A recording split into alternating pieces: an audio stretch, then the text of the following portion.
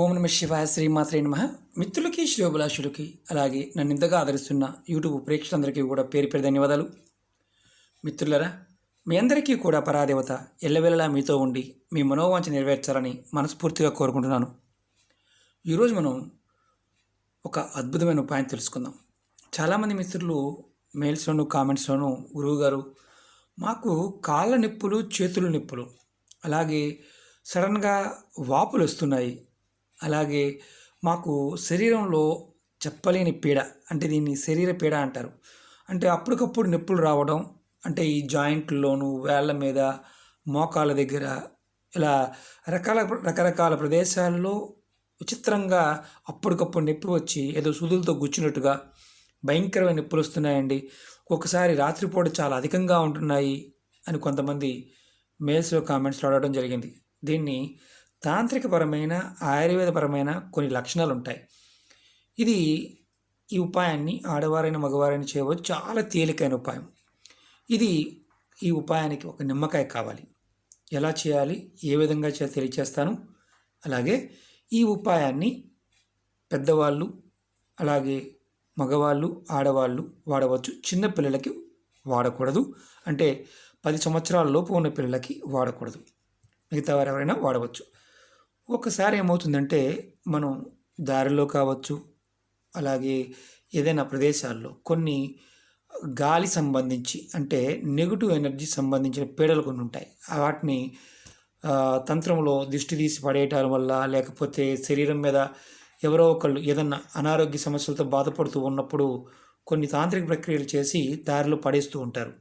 అలాంటి సందర్భంలో ఆ పీడ అనేది ఆ నిమ్మకాయల ద్వారాను, లేకపోతే వస్తువుల ద్వారా తీసి పడేస్తూ ఉంటారు. తెలియక మనం దాటుతూ ఉంటాం. ఆ దాటిన దగ్గర నుంచి మనకి అలాంటి సమస్యలు వస్తూ ఉంటాయి. అలాగే ఆయుర్వేద పరంగా కూడా కొన్ని లక్షణాలు ఉంటాయి. అంటే మనకి శరీరంలో వాత సంబంధిత రోగాల వల్ల ఒక్కోసారి శరీరంలో వాయువు బోన్స్ దగ్గర ఆగిపోతుంది. అలా ఆగినప్పుడు ఈ జాయింట్స్ దగ్గర నొప్పి వస్తుంది. కొంతమందికి వాతంగా, అది కీలవాతంగా మారవచ్చు. కొంతమందికి జన్యుపరంగా వచ్చిందంటూ ఉంటారు. కొంతమంది ఏంటంటే అది ఎందుకు వచ్చిందో అర్థం కానప్పుడు మెడిసిన్ వేసుకున్నాగా తగ్గదు.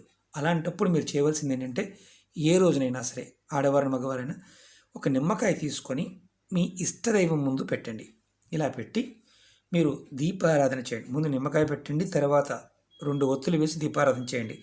చేసిన తర్వాత మీరు మనసులో తర్వాత దీపారాధన చేసిన తర్వాత ఈ నిమ్మకాయని ఇలా చేతితో పట్టుకొని, ఏదైతే శారీరక పీడ తగ్గాలి, అలాగే నాకు ఈ ఏదైతే నొప్పులు ఉన్నాయో, జాయింట్ నొప్పులు ఉన్నాయో అవి తగ్గాలి అనుకొని ఈ నిమ్మకాయని మనస్ఫూర్తిగా మీ ఇష్టదైవాన్ని కోరుకోండి. కోరుకున్న తర్వాత మీరు కట్ చేసి నిమ్మకాయని మీ శరీరం మీద ఎక్కడైతే నొప్పులు ఉన్నాయో ఆ జాయింట్ల మీద రాయండి. పెద్దవాళ్ళైనా సరే, మోకాళ్ళ నొప్పులు, మోచేతి నొప్పులు, ఇలాంటి నొప్పులు ఎక్కడున్నా సరే రాయండి. అలా రోజు ఉదయం, సాయంత్రం 2 సార్లు కూడా దీపం వెలిగించి నిమ్మకాయతో రాయండి. మీరు ఈ ఉపాయాన్ని ఒక 3 రోజులు చేయండి కంటిన్యూగా. దీనికి నెలసరితో కానీ, మైలుతో కానీ ఎటువంటి సంబంధం లేదు. అంటే పెద్దవాళ్ళు చేసి, ఒకవేళ నెలసరితో ఉన్నవారు బాధపడుతూ ఉన్నా సరే, వారికైనా మిగతా సభ్యులు ఎవరైనా సరే దేవుడి దగ్గర పెట్టి వారి పేరు తలుచుకొని చేస్తే చాలు. ఇది శారీరకమైన పీడ తొలుగుతుంది. అలాగే ఈ నొప్పులు కూడా తగ్గుతాయి. అది కంటిన్యూగా ఉదయం, సాయంత్రం 2 సార్లు చేయాలి. నెలసరి ఉన్నవారు దేవుడి దగ్గరికి వెళ్ళవద్దు. అంటే నిమ్మకాయని వేరే వాళ్ళు పెట్టి, కుటుంబ సభ్యులు పెట్టి ఇవ్వవచ్చు. ఒకవేళ అంత ఇబ్బందికరంగా ఉన్నప్పుడు చేసి చూడండి. మార్పు అనేది చాలా తేలిగ్గా కనిపిస్తుంది. మీకు 3-4 రోజుల వరకు తగ్గలేదు, అప్పటికి ఇంకో తగ్గలేదంటే మీరు డాక్టర్ని కన్సర్న్ అవ్వండి. ఒకవేళ శారీరకమైన పీడ అయితే తగ్గిపోతుంది. అలాంటిది కాకుండా ఏదైనా, అంటే శారీరక పీడ కాకుండా ఓ రోగం అయితే, అంటే అది పైకి సంబంధించిన రోగమైనా, లేదా నరాలకు సంబంధించిన రోగమైనా, అలాగే ఈ మన బోన్కి సంబంధించిన రోగమైనా సరే, జాయింట్స్ సంబంధించి అరిగిపోయిన అలాంటి సందర్భాల్లో మాత్రం ఈ ఉపాయం పనిచేయదు. అంటే మీకు అంతకుముందు బాగా ఇబ్బందులు ఉన్నాయి, వాటికి ప్రయత్నం చేయవచ్చు. ఒకవేళ గాలి అయితే కనుక పోతుంది. అలా కాకుండా జాయింట్స్ అరిగిపోయాయి అలాంటి సందర్భంలో మాత్రం ఇది ఉపశమనంగానే ఉంటుంది, కానీ పూర్తిగా నివారణ కాదు. కాబట్టి మీరు డాక్టర్ని కన్సల్ట్ చేయాలి. ఈ ఉపాయం మీరు 3 రోజులు చేయండి, తర్వాత గ్యాప్ ఇవ్వండి, మళ్ళీ 3 రోజుల తర్వాత మళ్ళీ చేయండి. అలా తగ్గకపోతే చేయండి. ఎందుకంటే ఒక్కొక్కసారి ఈ గాలి వల్ల కూడా, అంటే మనం దాటిన ప్రభావం వల్ల కూడా ఇబ్బంది రావడానికి అవకాశం ఉంటుంది.